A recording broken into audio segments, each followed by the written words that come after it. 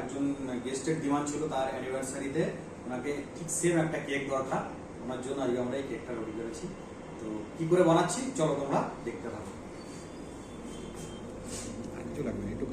ফার্স্টে আমরা এরকম করে স্পঞ্জটাকে কেটে নিয়েছি, ঠিক আছে। এবার এর মধ্যে একটু সুগার সিরাপ দিয়ে দেবো। এখন আমরা সুগার সিরাপ দিয়ে দিচ্ছি এর মধ্যে, চারি সাইডে ভালো করে সুগার সিরাপটা দিয়ে দিলাম। চলো এবার আমরা চকলেট ক্রিম দিয়ে দিচ্ছি উপরে। এবার এটাকে ভালো করে ফিনিশিং করা হবে।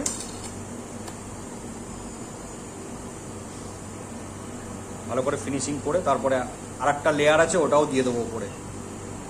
হ্যাঁ, টেস্টটা যাতে একটু ভালো হয় ওই জন্য আমরা এই চকলেট ক্রিমটা দিয়ে দেবো একটুখানি, ডার্ক চকলেট টেস্ট বাড়ানোর জন্য উপর থেকে একটু ডার্ক চকলেট দিয়ে দিলাম। এটা দেওয়ার পরে আবার একটু চকো চিপসও দিয়ে দেবো এর মধ্যে। এবার এর উপরে একটু চকো চিপস দিয়ে দিচ্ছি, dark chocolate and white chocolate দুটোই। এটা হোয়াইট পড়ে গেল, সুন্দর। সেকেন্ড লেয়ারটা উপরে দিয়ে দিলাম, তার উপরে আর একটু সুগার সিরাপও দিয়ে দেওয়া হলো। চলো এবার ফাইনাল টাচটা হচ্ছে,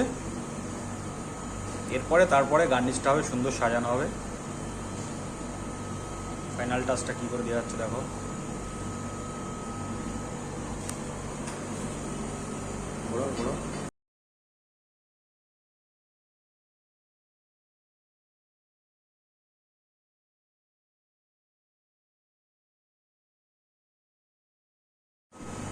ফিনিশিং প্রায় হয়ে এসছে দেখো গাইস।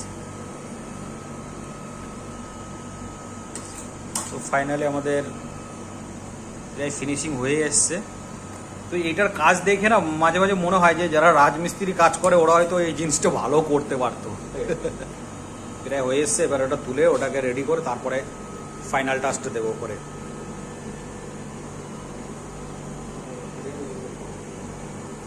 এইবার হবে গার্নিশের পালা, গার্নিশটা করবো এবার।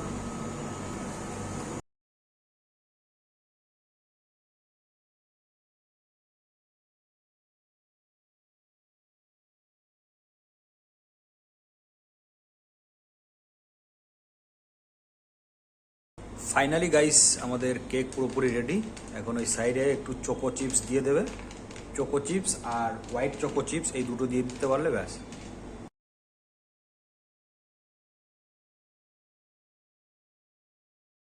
ফুল রেডি হয়ে গেল, একটু দেখে নাও হালকা করে। ওয়াও,